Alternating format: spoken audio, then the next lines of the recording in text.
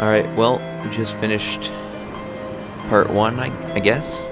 The lighthouse, anyway, we just finished that. And now we're on to the bayou. Wow. I'm awful with words. Let's just start chapter 2. Let's do that.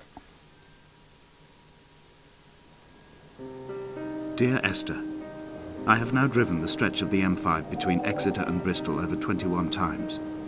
But although I have all the reports and all the witnesses, and have cross-referenced them within a millimetre using my Ordnance Survey maps, I simply cannot find the location. You'd think there would be marks to serve as some evidence.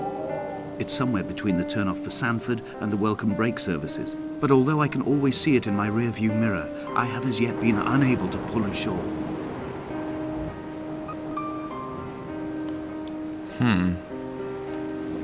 Pretty sure that is the definition of insanity. Oh, I know how to pronounce the buoy. Wow. I'm just a little bit retarded sometimes. You'll have to forgive me.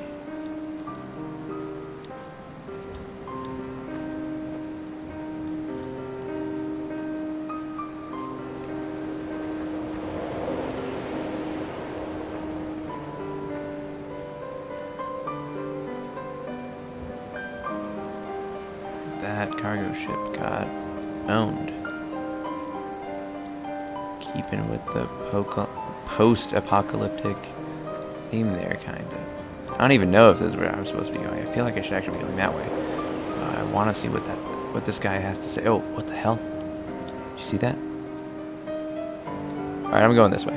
I don't care about that other way.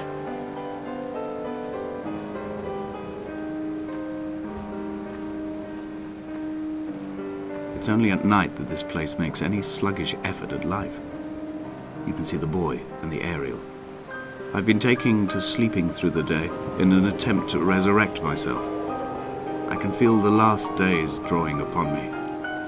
There's little point now in continuation. There must be something new to find here. Some nook or some cranny that offers a perspective worth clinging to. I've burnt my bridges. I've sunk my boats and watched them go to water.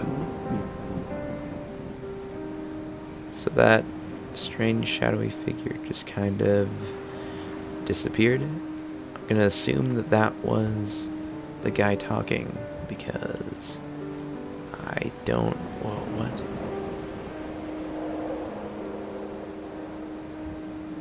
Something about eat nor drink,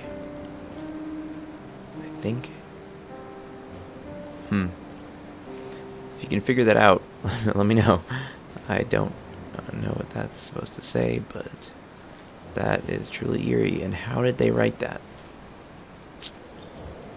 I guess the world will never know. Unless this guy tells us, which he might, because he's full of all kinds of information.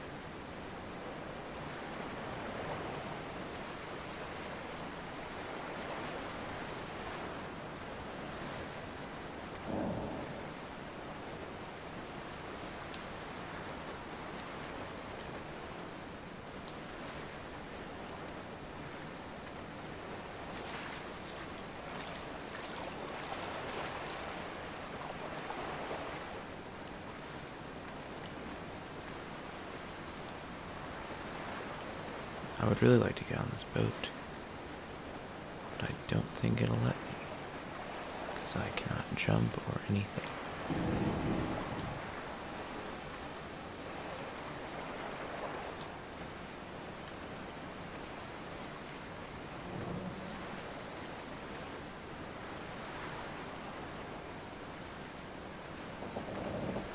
See if I can get a better look at those.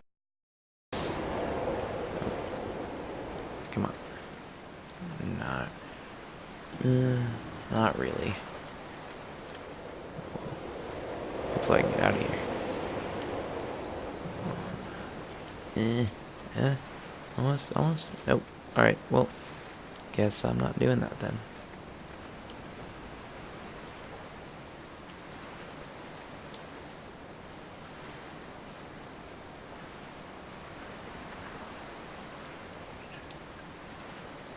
Let's go in here.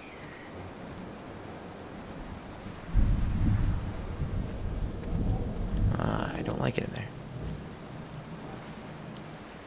It's a chair.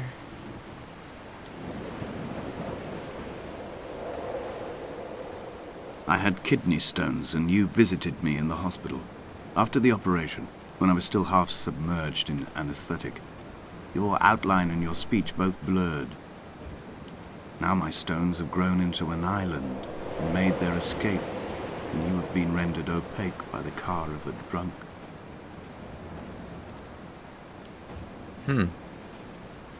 I feel like I should take offense to that.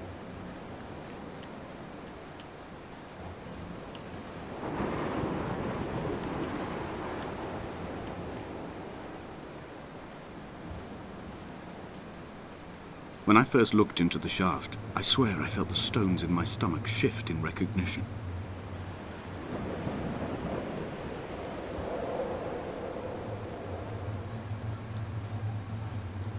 Well, don't really want to go in there. Oh, please, there we go.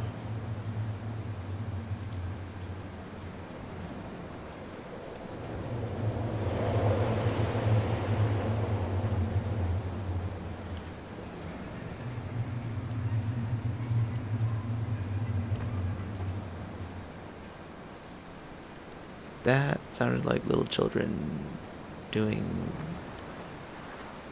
little children things. I've begun my ascent on the windless slope of the western side. The setting sun was an inflamed eye squeezing shut against the light shone in by the doctors. My neck is aching through constantly craning my head up to track the light of the aerial. I must look downwards, follow the path under the island to a new beginning.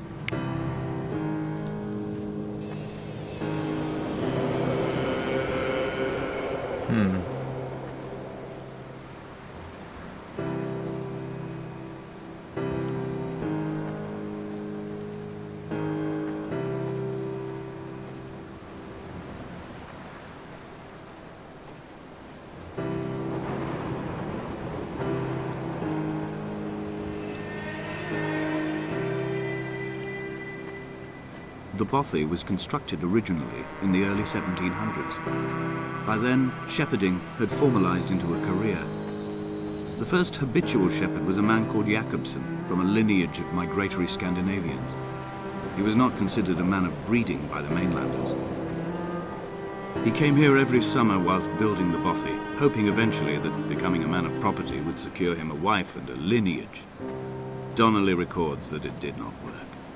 He caught some disease from his malcontented goats and died 2 years after completing it. There was no one to carve white lines into the cliff for him either.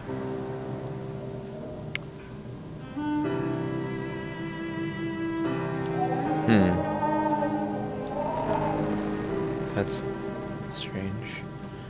Another little graffiti thing. Or Jakobsen.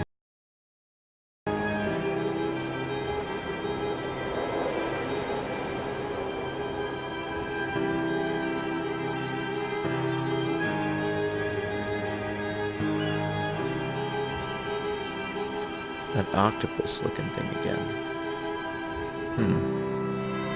Another paint bucket. It's weird that there's like this white splatter and then there's the blue.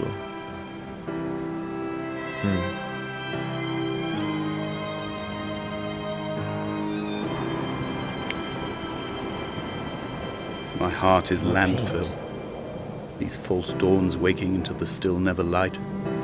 I sweat for you in the small hours and wrap my blankets into a mass. I have always heard the waves break on these lost shores, always the gulls forgotten.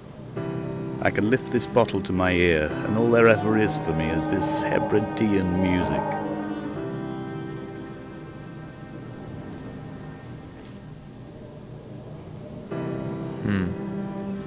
This looks like one of those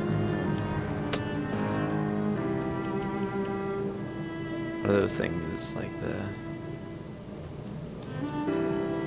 things to see if, like, to look at your baby or whatever. Sonograms, there we go. That's strange. What does this say? A reading history.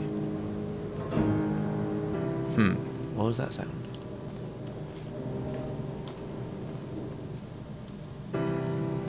This must be the blankets, even though it's really a sleeping bag. This must have been what he was talking about.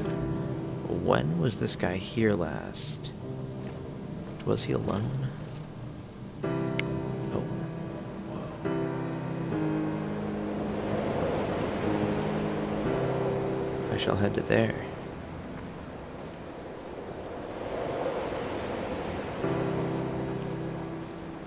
There must be answers in that cave.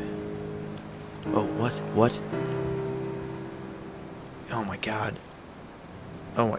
I need... Oh, man. I'm just, like, seeing that, and then it moved, and then there was, like, that figure, and I was not ready for that, and then... Wow.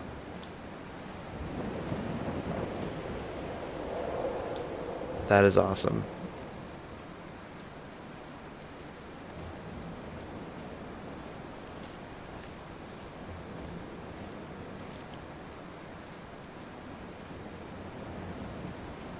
There's just so much to look at in this game. What to make of Donnelly, the laudanum and the syphilis? It is clearly not how he began, but I've been unable to discover if the former was a result of his visiting the island or the force that drove him here. For the syphilis, a drunk driver smashing his insides into a pulp as he stumbled these paths, I can only offer my empathy. We're all victims of our age. My disease is the internal combustion engine and the cheap fermentation of yeast.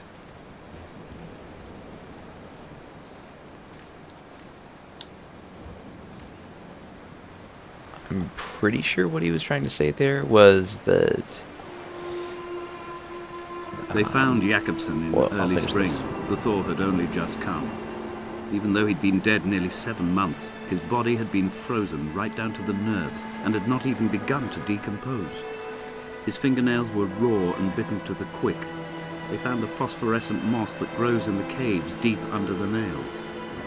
Whatever he'd been doing under the island when his strength began to fail is lost. He'd struggled halfway up the cliff again, perhaps in a delirium, perhaps trying to reach the Bothy's fire before curling into a stone and expiring. That guy's life just sucks. Anyway, I believe alcohol and his inability to drive a car is really his downfall. Most likely killing himself or somebody else in the process. I'm not really certain.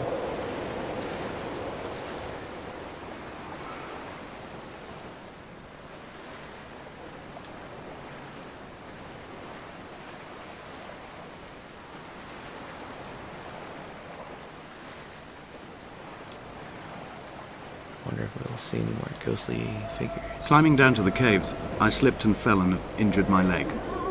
I think the femur is broken. It is clearly infected. The skin has turned a bright, tight pink, and the pain is crashing in on waves, winter tides against my shoreline, drowning out the ache of my stones. I struggled back to the bothy to rest, but it has become clear that there is only one way this is likely to end. The medical supplies I looted from the trawler have suddenly found their purpose. They will keep me lucid for my final ascent. That was really creepy, and I'm quite glad that the lights are on in my room, because, yeah, that just sounded disturbing.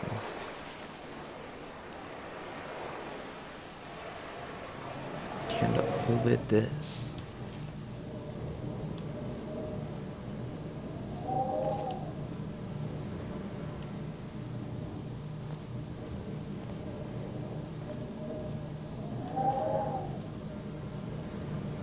Feel like this is the only way to go.